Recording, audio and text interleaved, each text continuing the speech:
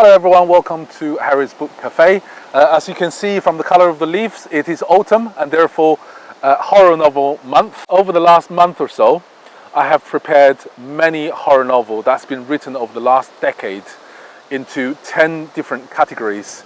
Now each 10 categories have at least 3 books, and the purpose of this video is to share what I think is the best book in that particular category. So without further ado, let's jump into the video. Now the first one is bodily horror. In this category there are 3 novels. The first one is Tube by Nick Carter, which is one of my favorite novels. I absolutely love it. It's about parasite infestations into a human body and is absolutely disgusting in the best kind of way. The second one is Exquisite Crops. Now this one is about a serial killer who also likes to sort of dismember and cutting into his victims. Now this one is absolutely unbearably difficult to read. In fact, I have tried to read this novel on a couple of occasions and I find that I'm unable to finish the novel. It was absolutely visceral and very graphical. The last one is The Girl Next Door. Now this one is inspired by a true crime, I think happened in 1956, of children killing an adult, and that adult happens to be their babysitter. This one is, again, incredibly difficult to read because it's so graphical. In terms of which one I think is the best bodily horror, I think Tube by Nick Carter is the one hands down for me, because it has a lot of bodily horror element. It is very graphical. It is controlled to a degree which won't make you sick, as the other 2 does or do. As a book, you want to be disgusted but not put off. So based on that criteria, I would give the winner to this category to Nick Carter's Tube. And if you haven't seen it before, guys, you need to read that book. It is phenomenal. The second category is psychological horror, and again in this category we have 3 novels. The first one is The Ruin by Scott Smith. The second one is Rosemary's Baby, and I think everyone knows Rosemary's Baby as a film, but it's actually a book. The last one is Before I Go to Sleep by S.J. Watson. This one is quite difficult because all 3 novels are very, very strong. The Ruin, in fact, can also be entered into bodily horror category because it was so graphical. But the element of psychological disturbance is even stronger. You can see the characters breaking down step by step until they can't pull themselves out. And that's a terrifying book. I read that and I really, really enjoyed it. Rosemary's Baby, on the other hand, is a little bit more light-hearted. It tells the story of this woman giving birth to something that's not quite human, and the whole story was told through a very unsettling fear. The difference is that this novel is based in center New York, in the middle of one of the densest cities in the world, and yet you feel this unsettled feeling throughout, which is really well done. If you haven't read it already, I highly recommend it. The last one is Before I Go to Sleep. This one is truly terrifying without any element of bodily horror at all. This is pure psychological warfare. It tells a woman who loses her memory every time she wakes up, and therefore to preserve her memory, she writes everything down daily. And then when she wakes up the next day, she will go through her diary and see what has happened previously, until she realized those people in her life that she recorded in a diary, those closest to in her life, were not the people who claim who they were. And it's just very, very scary. I love that book. So the winner for this book is Before I Go to Sleep.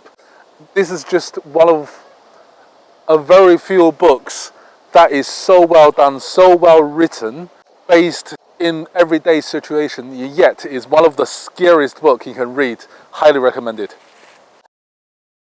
Okay guys, so the third category is what a horror should be, and that is scary. So this category is all about the scariest, truly scary horror novels that I can find.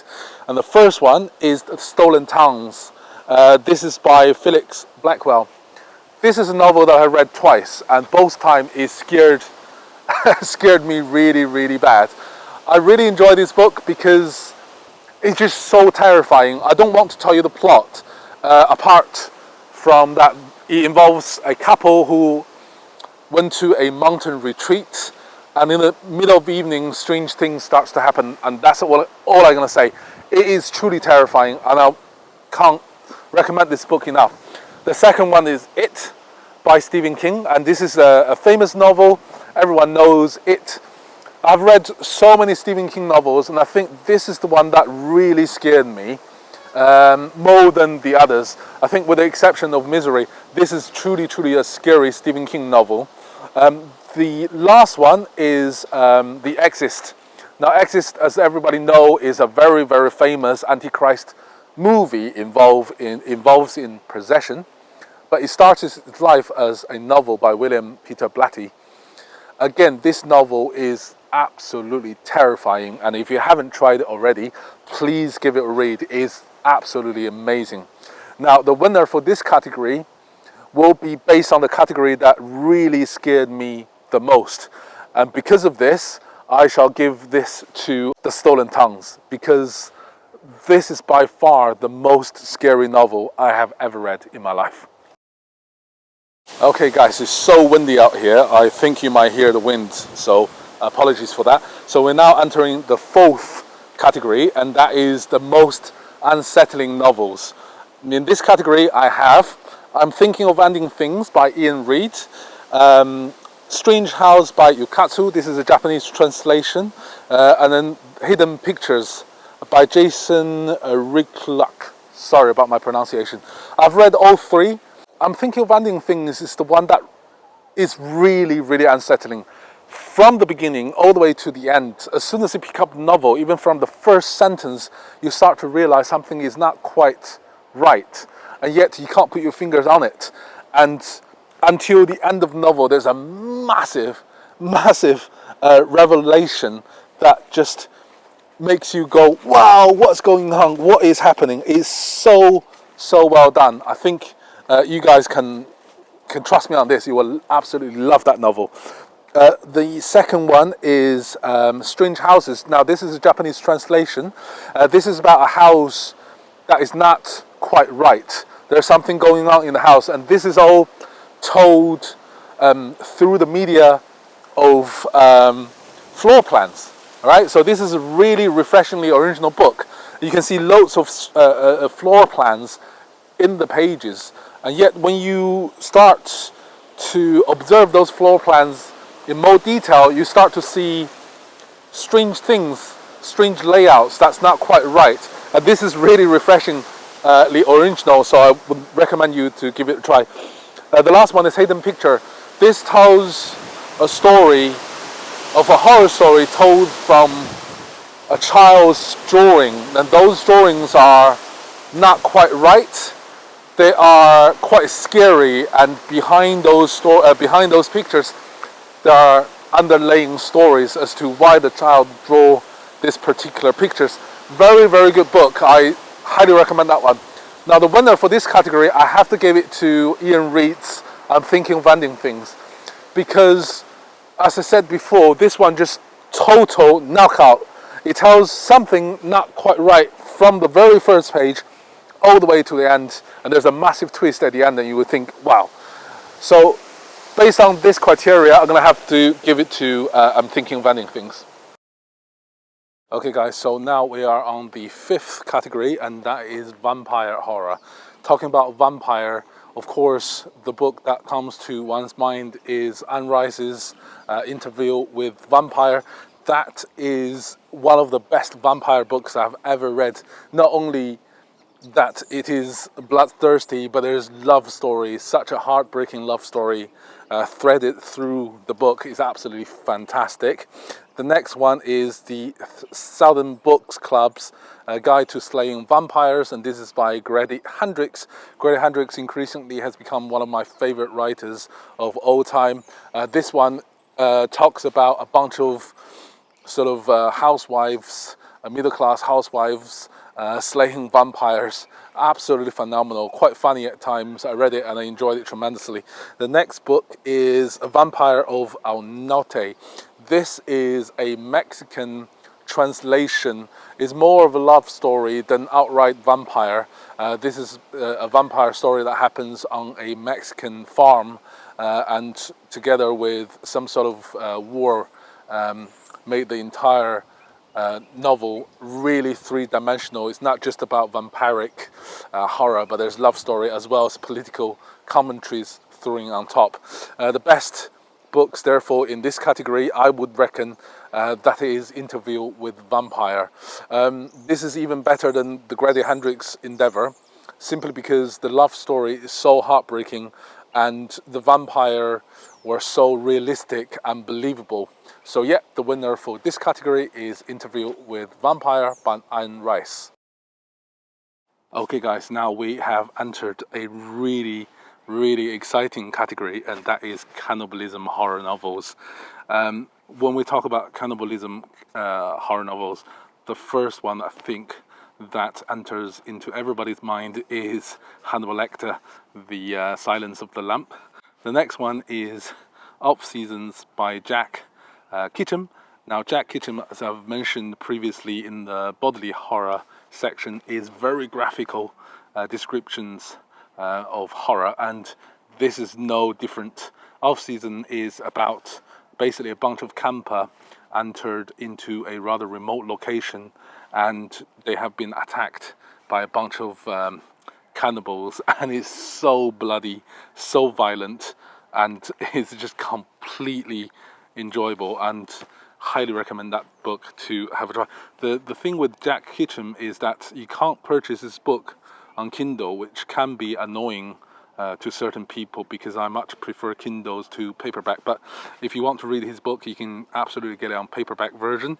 The last one in the cannibal category is very famous book that has been released, I believe, a couple of years ago, and that is Tender is the Flesh. It's about a utopia sort of scenario where meat is no longer, animal meat at least, is no longer being produced, and therefore if people want to consume meat, they have to consume human flesh. This is very dark utopia version of our future, and it is very graphical as well. So out of all three, I think Off Season is perhaps the least well known, but also the most violent. So I'm going to give this one to Off Season by Jack Ketchum. Do check it out. You won't be disappointed. It's absolutely disgusting in the best of ways. Okay guys, now we enter the category I think is everybody's favorite, and that is zombies, right? I love zombies. I've been playing Resident Evil growing up, and in this category we have three entrants. The first one perhaps is the most famous, Max Brooks' World War Z, that's been made into a movie. The book itself is, to be perfectly honest with you, it's okay. It can be a little bit slow, at least I find that World War Z to be. The next book in this category is Cell by Stephen King. Now Stephen King, as you all know, produced many books, and this perhaps is one of his least known novels. I read it many years ago on Goodreads as well as on Amazon. The ratings are pretty poor. I don't understand why, because I personally enjoy this book tremendously. It's so violent, especially in the beginning. I absolutely loved it. The last entrance in this category is Feed by Marine Grant. Now this is the book that I know very little about. I do know, however, that is beyond just a conventional zombie novel. It contains a lot more sort of politics involved in our utopia world set in the future. If you have a chance, definitely give it a try. Now, all of these novels, I think many people will think that Max Brooks' World War Z should be the winner. However, I disagree. I do believe that Stephen King's Cell should take the crown, because it's much faster flow, it's much more violent than World War Z. Yeah, so that will be the winner for this category. Okay guys, so the next category is rather different. because we have 3 entrants for this category and they don't really fit into any particular box. So I'm just going to call them a general horror novels. Now the 3 novels in this category is American Psycho. Now everybody again know the movie. Let me tell you something, the book is even more violent. In fact, American Psycho can really be put into the first category, bodily horror. But it is such an amazing novel, and I don't think defining it by bodily horror alone will do its justice. So I'm going to put this in a general box. The next one is We Need to Talk About Kevin. Now again, this is a very, very famous horror novel. It involves about a parent whose child committed murder in school. And this is all sort of diary form, what happened through the eye of the parents. Again, very, very disturbing, very violent, and very well done. This is the book that I highly recommend that you should check it out. The last one in this category is Haunted by Jack Palahniuk. This is a short story collection of extreme violence event. One of the short stories in there called Guts, I can't finish. I remember this rather vividly when I was reading that in London Underground, and I could not believe what I was reading. I think I jumped, and everybody just like turned their heads and stared at me and thinking, what is going on? This short story, Guts, in this collection is absolutely disgusting. It is the worst and most bat your finger sort of short story I've ever had the pleasure to read. It is like a dagger digging into your heart. It is so well done and so disgusting. Trust me, if you want to challenge yourself, read this book collection, Haunted, and pick Guts as your first story. And leave a comment down below to let me know whether or not you can actually stomach the story, whether or not, like me, you jumped in London Underground and unable to finish it, or you have more guts, puns intended, that you actually finished this book. So leave in the comment section and let me know what you thought. Okay guys, so no horror books recommendations is complete without talking about haunted houses. Unfortunately, this is the area that I know the least about. I know Stephen King's Shining. I read it many years ago and enjoyed it tremendously. I also read Shirley Jackson's The Haunting of the Hill House. Now, these are pretty much the only ones that I know about. Unfortunately, I did not really enjoy The Haunting of the Hill House, and I didn't really enjoy Shining that much either. So it's pretty much a selection of the least bad, and if I have to choose out of these 2 books, I'll definitely pick Stephen King's Shining. Although it's very long and can be a little bit slow at times, Hill House, Haunting of the Hill House is even more so. So I'm going to give this round to Stephen King's Shining. Now, if you guys know a little bit more about haunted house subgenre in this section, then please leave comments and recommendations in the comment section down below. Alright, we now come to the last category, and that is animal horror. This is a quite small subgenre of a horror section, and the first one is Rats by James Herbert. I think many of us know who James Herbert is. He's a fantastic writer, and Rats is absolutely phenomenal. The next one is Jaw. Right, Jaw is a very famous movie that needs no introductions. The movie adaptation to the novel itself is quite faithful. I do recommend, however, that you give the novel a try. It is very, very intense. The last one, of course, again, is a very, very famous movie from a book, and that is Jurassic Park by Michael Crichton. This, in fact, the book itself is much more detailed than the movie. So if you haven't read it already, then I definitely suggest you to give it a try. Now, the winner for this particular section will definitely be The Rats by James Herbert. It's very detailed descriptions of like millions, tens of millions of rats attacking London, and it was such a great book to read in the rainy afternoon. It's just so exciting, the whole thing. Right, anyway guys, I think that's the end of this rather long video, and I hope you have enjoyed it. So let me know in the section down below which one is your absolute favorite horror novel. What are you planning to read for the remainder of October? If you enjoyed the video, please give it a thumb up, share and like, and let me know. Terrio, see you in the next one.